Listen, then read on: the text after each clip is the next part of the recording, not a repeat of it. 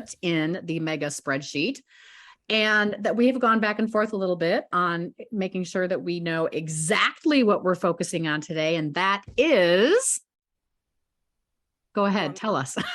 I always let the co-host do the subject. Oh, okay. The top 5 Tiger Beat heartthrobs from the 70s. And so my grandmother, Agnes, when I was in the 3rd grade, started subscribing to magazines for me for my birthday. I would get a magazine subscription every year. So from the 3rd grade through the 8th grade, that magazine was Tiger Beat. So I would get a monthly edition of Tiger Beat sent to my house every single month. And I always found it funny because some of these, I went to movies as a kid with my family mostly. And in the summer, the frequent matinee here and there, but we got a VHS Betamax. We got a Betamax in the summer, in the fall of my 5th grade year. So my dad just started recording all these classic films on TV. So for a while there's a period of time in the late 70s, early 80s where I did not see as many films in the theater. So some of the big time Tiger Beat movie hero people were not folks that came into my purview because I was busy watching Jaws every other day. And, that's just how it happened. And I can guarantee you that Roy Scheider and Richard Dreyfuss were never on the cover of Tiger Beat magazine, but nonetheless, I knew who all these kids were because they were on the cover of my magazines. And thankfully, a lot of the times, the people on the cover were the people that made my list. So that's my Tiger Beat story. But we also had Teen Beat and we had 16 magazine too. And these were popular magazines to reference with all these boys on the cover. And I never had a subscription to those magazines. So the only way I would see them would be to like go to a store. Like when my mom was at the grocery store, I would go to the magazine aisle and look at magazines. And of course, they would always look at you with like an evil eye, like, what are you doing looking at magazines? And, because we didn't have the internet. This is before the internet. Right, exactly. So this is how you had to find out all the gossip about who was dating who and, what they did in their recent movie. And, oh my gosh, Sean Cassidy quit smoking. And that's the big news. And I had a friend that had Tiger Beat magazine. So when I'd go to her house, I would look at the Tiger Beat magazine. And, we had some magazines in my house, but we didn't have that. It wasn't until I got older. But I was trying to think about what was the equivalent for boys. Did they have a magazine that was like Tiger Beat but for girls, with like hot girls in it? Charles is saying that they looked at the JCPenney catalog. Probably because they couldn't buy the adult magazines that had women in them. Yeah. But no, you're right. I don't think there was. I mean, I think the boys just went out and bought the Farrah Fawcett poster and put it up on their wall. That's the main thing. My cousin John had one. Did you have a Farrah Fawcett poster? No, my husband did not have a Farrah Fawcett poster. Oh, and maybe it was Sports Illustrated. Maybe kids were into that. I don't know. Might have been. Yeah, I don't know. Owie was a free magazine that was on the newsstands out here that was porn. Owie? Oh, well, no, it was free. It was free. He's telling me about a free porn magazine.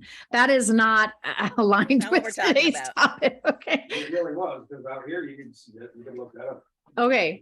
We'll check it out. The magazine is Owie. So, all right, these are the 70s, because when we initially started talking, I kind of went down and I added some 80s people too, but we wanted to make a very clear delineation that these are more of our 70s young men as opposed to the people that came of age in the 80s.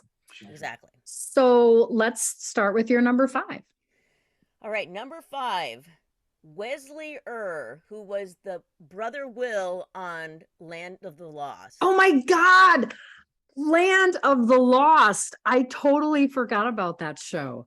Wow. That was some funky animation in that opening credits thing. Chris, I've got the box set of Land of the Lost too. You were so awesome. He was cute. Oh my God, I forgot about that show. I used to pretend I was Holly, like I would, you'd play Land of the Lost and pretend I was Holly. But I always thought Wesley was really cute. He was cute. He was super cute. Oh my God. I'm going to have to go do some YouTubing later on today. Yeah. And plucked out of the like obscurity because people don't talk about Land of the Lost anymore. I think they tried to make a movie out of it with Will Ferrell, and That was terrible. Yeah. those of us that grew up in the 70s went, oh yeah, no, that you can't have real CGI effects. This has to be the way we experienced it.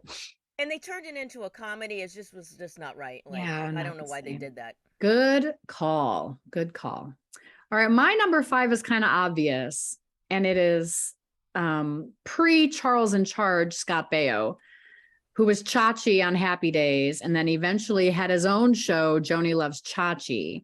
I always thought Scott Baio had that cute little baby face, and he had beautiful eyes, and I don't know, he just was fun. He was fun to look at. He was, an adoring character. Although I will admit that when he was Charles on Charles in Charge, that was when the big crush kicked in. But it was always a pleasure to see Scott Baio on the cover of Tiger Beat. And we did watch Happy Days in my household. That was a family evening around the TV with Happy Days and Laverne and Shirley. Okay, so I'm not going to say anything about Scott Baio now because he may be on my list. So later on. Sounds good. So I will hold my comments on Scott Baio. All right. Who's your number 4? Number 4, Robbie Benson. Yes, we talked about Robbie Benson previously via Instagram or something. He was the Ice Castles guy, right?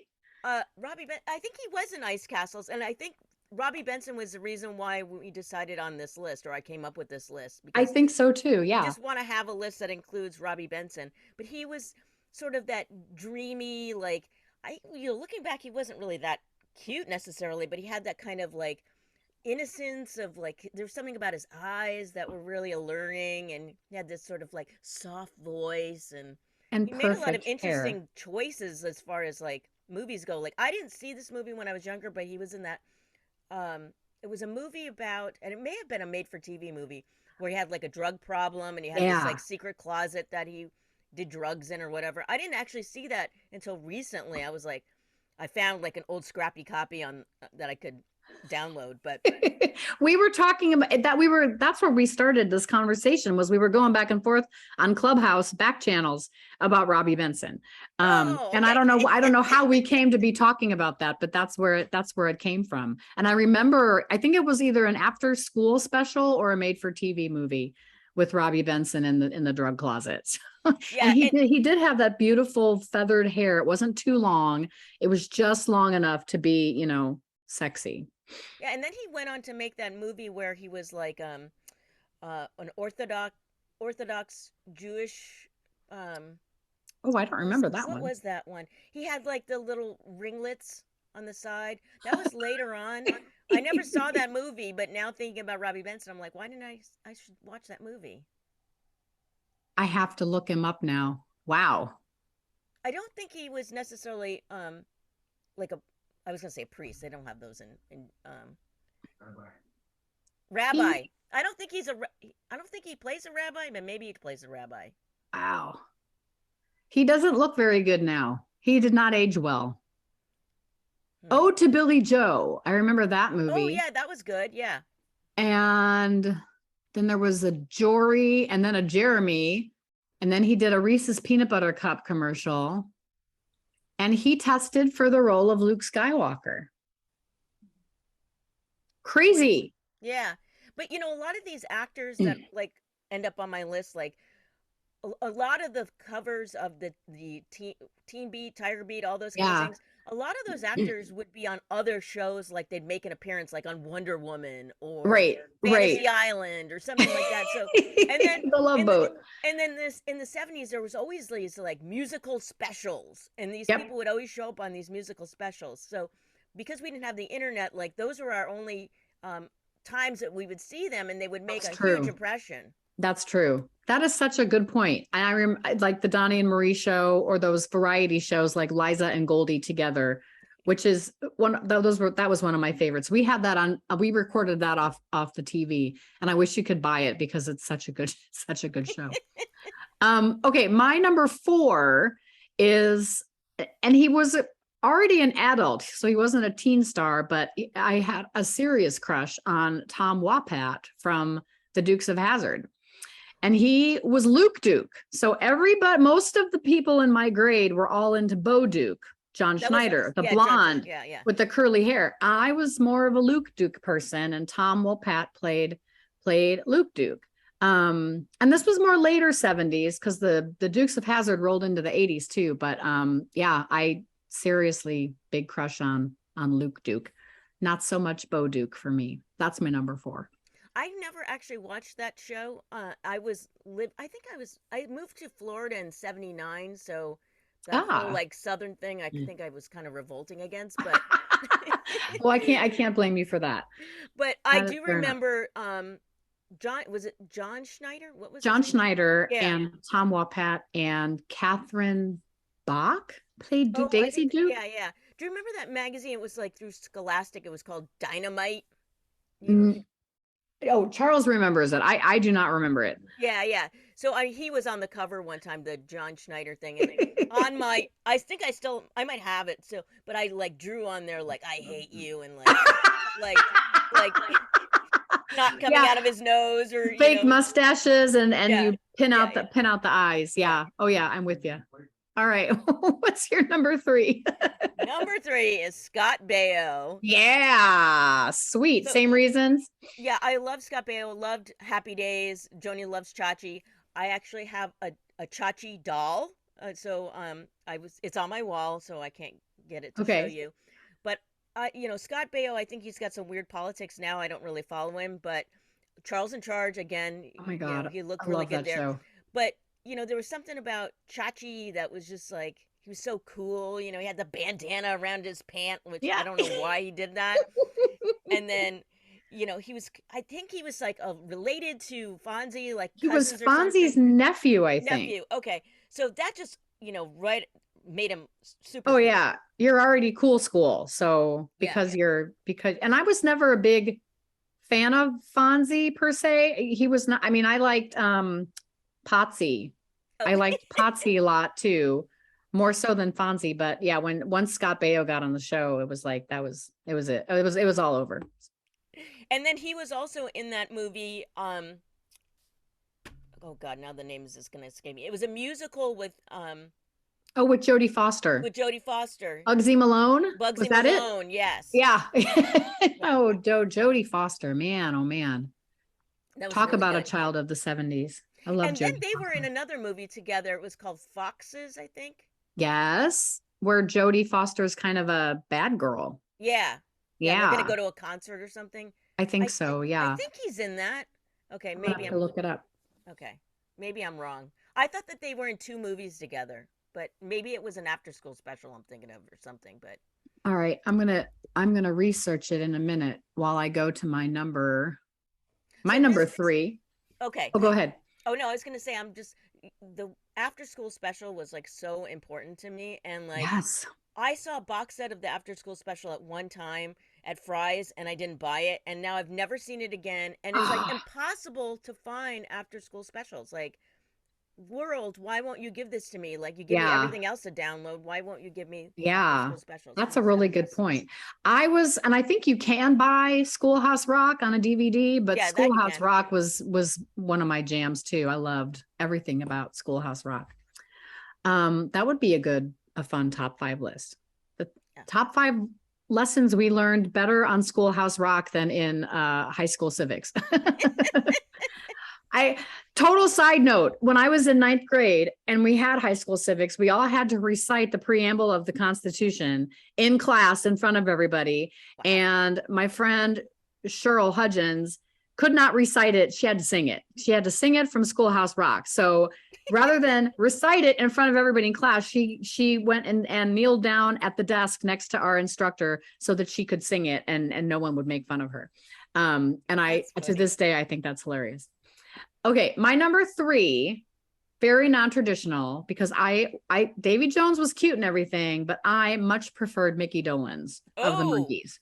Mickey was my favorite monkey. And I always favored his songs where he sang the lead. I thought he was a great drummer. And because I think he was funny, You know, Davy Jones was like the heartthrob, but Mickey Dolenz was kind of the comedic one. I think because he was funny is why I crushed on him a little bit more. And again, we were, you know, talking in a previous episode about Summer and the Monkeys. It was always, you know, Brady's at 4 and the Monkeys at 4:30, and never missed those shows in the summer months. But yeah, big fan of, and I think, is Mickey Dolenz the last remaining living monkey currently? I think everyone else has passed on. Very sad, because the Monkeys were awesome. Yeah, Peter Tork, I think, just died. Yeah, I don't know if he's still alive or not. I don't know. But he was also my favorite too. Yeah. So because he was so funny, and he always had these like really goofy expressions and kind of funny body language and stuff. Yeah. But, you know, but that, you know, that has appeal to it, right? So it's like, but he wasn't bad looking, you know. No. Like, I think he went on to be like he like partied with a lot of people in Hollywood. Like he was like one of those guys that like knew everybody and like hung out, and because you always hear these Hollywood stories, and it was always like Mickey Dolenz.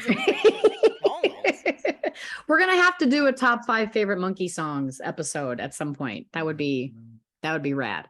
Well, they were also in that weird movie called Head, which was a monkeys, like it was a monkeys movie, but it was like trying to be like Hard Day's Night or something. And I think Jack Nicholson may have directed it or something. Bob Rafelson, who directed 5 Easy Pieces. But I think Jack that's what it is. Okay. Jack was involved in some way. I don't know. I'm gonna have to go back and listen to Easy Rider's Raging Bulls again and remember the story behind that. But yeah, I've never seen Head. I got it on DVD. Oh, of course you do. Heather, who's your number 2 on the list? Oh, okay. This was tough between 2 and 1. Okay, I got to just tell you that. Okay. Number 2, John Travolta. Yeah. Oh, I love me some John Travolta. I did not get into John until much later, because I was always a Kenickie person from Grease. And I wasn't allowed. Back Cotter? No, I never thought, because I just thought, to me that show was funny. It wasn't. Yeah, I don't know. John Travolta just didn't make this list for me. Oh, wow. Okay. Yeah. So I loved Welcome Back, Kotter. And my favorite character, though, was Horshack. You know, be like, Arnold. Pick me.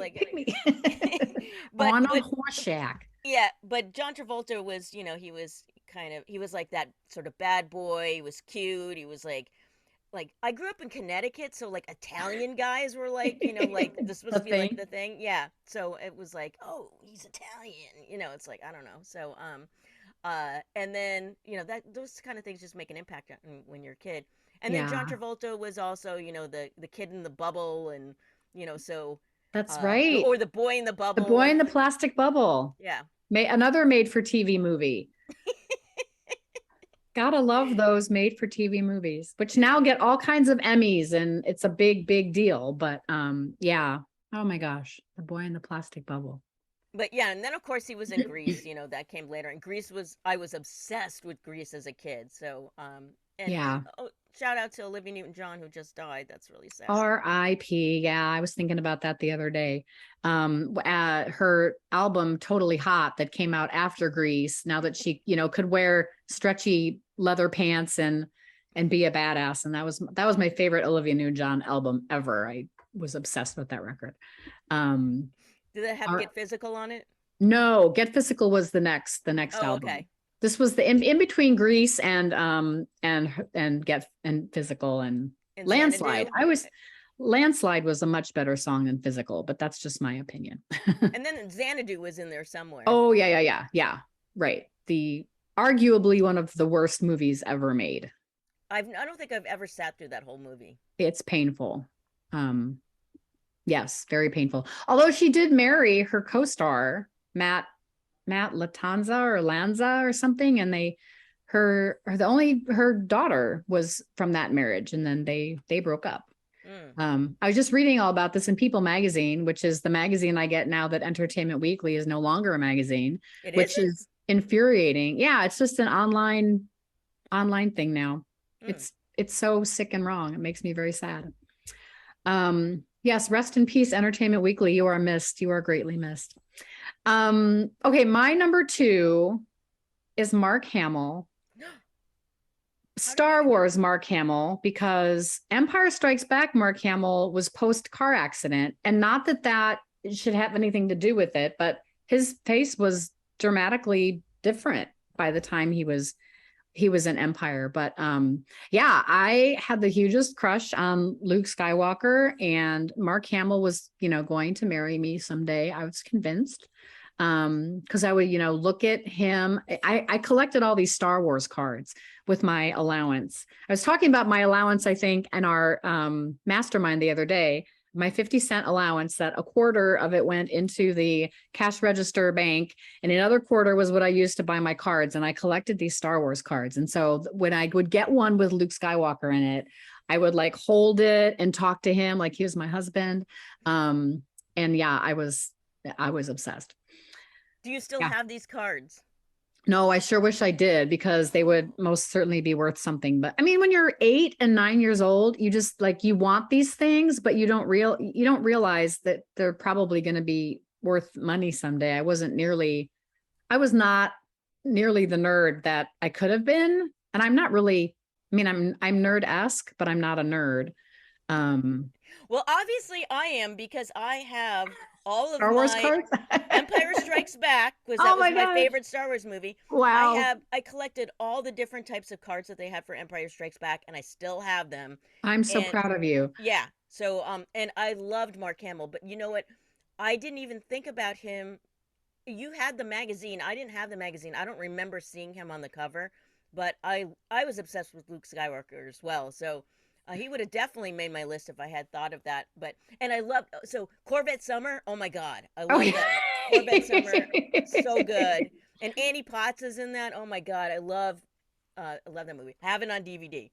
So Well, the other thing, a show I was really into in the 70s, we were talking about Charles in Charge, which also features Willie Ames. Willie Ames oh, he almost made my list. in 8 is Enough. Yes, Willie Ames almost made my list too. And also Grant Goodeve was the lead son in 8 is Enough, but that role had originally been offered to Mark Hamill.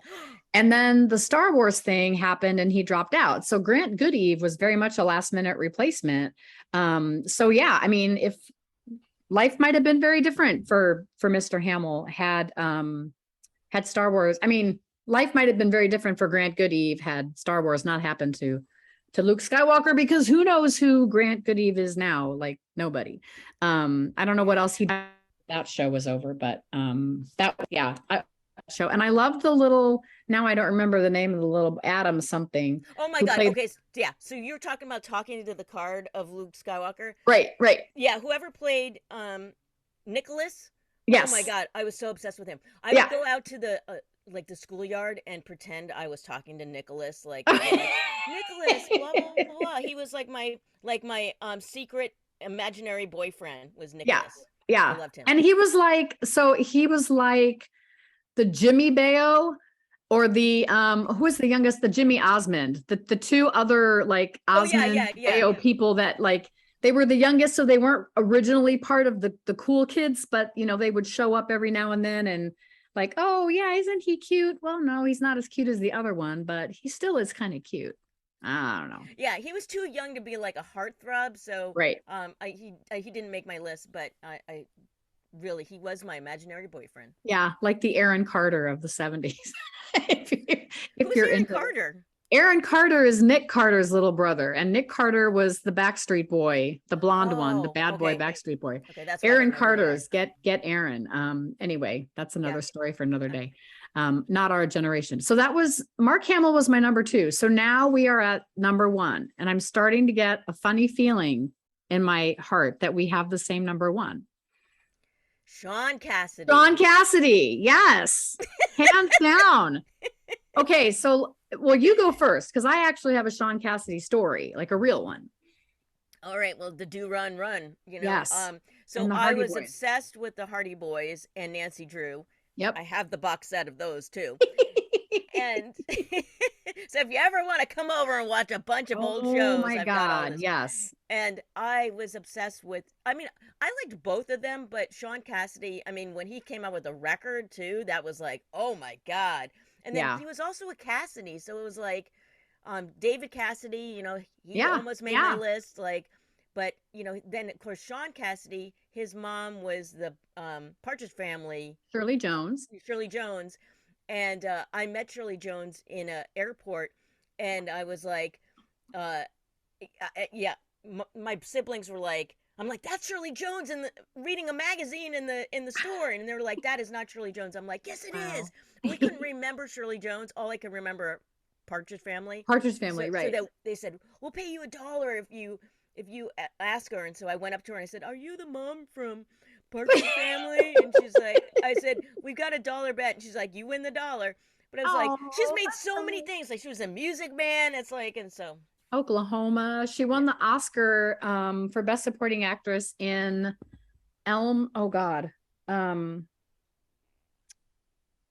It was Burt Lancaster's Oscar, and now I'm going to forget the name of the movie. Elmer Gantry. She won the Oscar for Elmer Gantry in 1960. Yeah. Oh wow.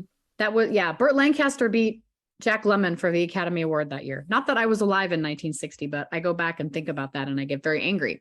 But that's But okay. I think wasn't she Sean Cassidy's mom? Like there's like some weird things in there. Like Yeah. some people are related and So she was, David Cassidy was her stepson. yeah. And Sean Cassidy was her son through a different relationship. So Sean Cassidy and David Cassidy are actually they have the same father. Yeah. Okay. Yeah. Okay, so my Aunt Judy worked for WLS radio in the 70s with my mom. And they both worked for something called Don McNeil's Breakfast Club.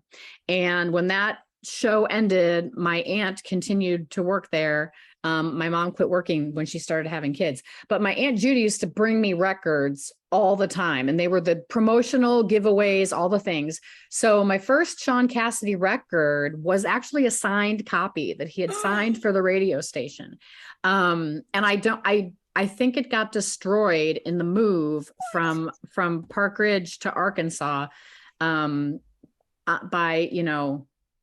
by accident. It wasn't anybody's fault, but some of my records from my youth in Chicago never resurfaced in Arkansas, which was kind of a shame. But so it was the Under Wraps tour in either 79 or 80. And there was going to be a big WLS promotional giveaway where, you call the radio station. Does anybody out there remember when you called a radio station? And so there was this huge tour bus. It was like 16 or 17 pairs of tickets given away. They're going to go to Alpine Valley in Wisconsin and see Sean Cassidy and the Under Wraps tour. And my aunt secured tickets for me and my little brother. So we're on this bus going to Alpine Valley to see the Sean Cassidy concert with all of these like cougar / MILF women that were going to this show. And my brother's having like a swearing contest with one of them. And it just, what you would expect the bus to be full of a bunch of teenage girls and their moms, but it wasn't. It was all these like cougar women and their best friends. So we get to the stadium, and all of the people are going to their seats, and my brother and I are ready. We're thinking we're just going to go sit down and go watch the concert. But Judy says, well, come here, we're going to go get something to drink, and then we'll go sit with the others. And she takes us to Sean's dressing room, and we get a picture with Sean Cassidy in the dressing room. And I remember, I referenced before the Tiger Beat cover that said Sean Cassidy quit smoking. I remember being in the dressing room and seeing a pack of Marlboros on the table and being just like so disappointed. He smokes. Like to me, that was the worst thing ever. Yeah. But somewhere in our garage out there, I have a black and white photo of me and Sean Cassidy and my Aunt Judy and Sean's manager, bodyguard, whatever, and my little brother.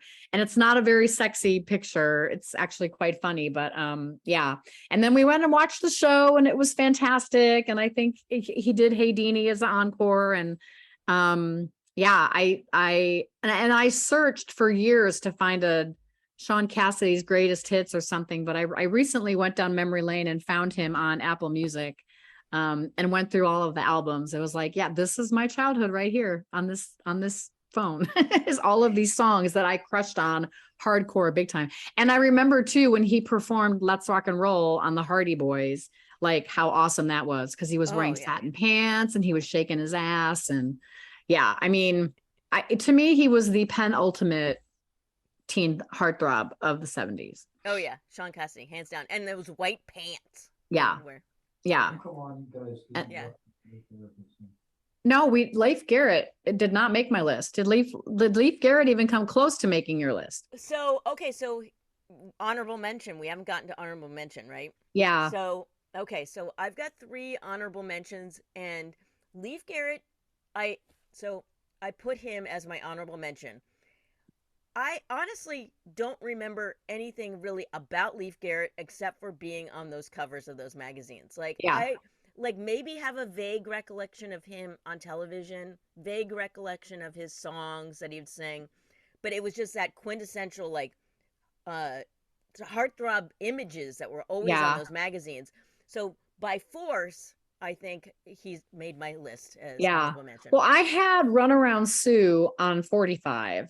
I did not have a cassette, but I did like Runaround Sue. I thought that was a fun song when I was 9 or whatever. But my honorable mention is probably Andy Gibb, because I didn't get into the Bee Gees. He was almost on my list too. Much later, but I loved all of Andy Gibb's songs. I had my own special dance for shadow dancing that I made myself. And I wrote it down. I wrote down what the moves were, and I would do it in my room, with nobody watching me, of course, because I was secretly embarrassed, but I thought I was the greatest dancer in the world to Andy Gibb songs.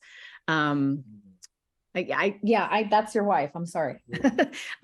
So yeah, that Andy Gibb would be my honorable mention. Yeah, Andy Gibb was, he was definitely on there. And then I also had Dirk Benedict that was in what was Battlestar Galactica. And then Clark Brandon, do you remember him? Clark Brandon. He was he'd make appearances on like Fantasy Island and shows like that, but I think later on he played Joe's boyfriend on Facts of Life, and then he was on some show called like Merlin or something. But Clark Brandon, he had like these like really piercing eyes. Oh yeah, there he is. Yeah, and remember Greg Evigan on BJ and the Bear? Oh, well, that was the lead guy, right? Yeah, I forgot about him. He was a cutie too. Oh my gosh. Yeah. Well, and then I also have to tell you, because I don't remember him being on the cover of these magazines, so I didn't include him, but John Ritter was definitely one of them. Yep. Yeah. And again, somebody who wasn't traditionally handsome, but was attractive because he was funny. Yeah. And self-deprecating, the whole physical comedian thing. Seriously. Oh my gosh. This is so fun. And then, okay, here's one more, but he wasn't on my list because I don't remember him being on these kind of magazines. It's embarrassing to say, Burt Reynolds. Oh no, I'm with you all the way. Yeah. Smokey and the Bandit and Cannonball Run, those. and those weren't movies that I watched a lot when I was a kid, but I was aware of them. And so he was like, when you get to junior high school, then you can crush on those guys because they're real grown-ups. And he was like the action hero, like, unless you were watching James Bond movies, like he was like the action hero in the 70s. Yeah, totally. Well, my grandmother had a big crush on Burt Reynolds for a very long time until Magnum PI came out. And then it was all about Tom Selleck. And I think it's the mustache, because to her dying day, my grandmother was the biggest Tom Selleck fan ever. But I guess, Tom Selleck was probably more 80s than he was more 80s, 70s. But there will be a 1980s heartthrob episode coming up, and those would probably more be about the posters on the wall that you bought at your local record store or Spencer's. I remember Spencer's being a place where you could buy posters. Well, let's do our recap then. Okay. All right. So number 5, Wesley Err from Land of the Lost. 4, Robbie Benson. 3, Scott Baio. 2, John Travolta. And number 1, Sean Cassidy. All right. I had Scott Baio and Luke Duke, Tom Wopat, Mickey Dolenz from the Monkees, Mark Hamill, and Sean Cassidy. Great minds do think alike. This is the second episode where we've shared the same number 1. Yeah, well, there you go. That's pretty crazy. That is pretty crazy. I got Well- married to Sean Cassidy in the 70s. Okay. We'll talk about that in a different show. He said he got married to Sean Cassidy in the 70s. Whoa, okay. Yeah, that's a whole other story. So So an older one. Heather has joined us today for this edition of the Top 5 podcast. Heather will most certainly be back because she and I share the same brain in a lot of ways. So thanks for hanging out with me today. I appreciate it a lot. And thank you so much. This has been really fun, and it's fun to like talk to somebody that like was born the same year, so gets like this same references. So that's, Oh, yeah. like, you know. I can't wait to do 70s commercials and board games and guilty pleasures. This is going to be. So yeah, we've just given you the shape of things to come. A little tidbit teaser of future episodes with vegan accounting nerd Heather Zeitzewolfe from Get the Balance Right. And we'll have to talk about your show on one of these, just do a shameless plug. But so for Heather Zeitzewolfe, I'm Kris McPeak. You've been listening to the Top 5 podcast, and we will catch you on the flip side.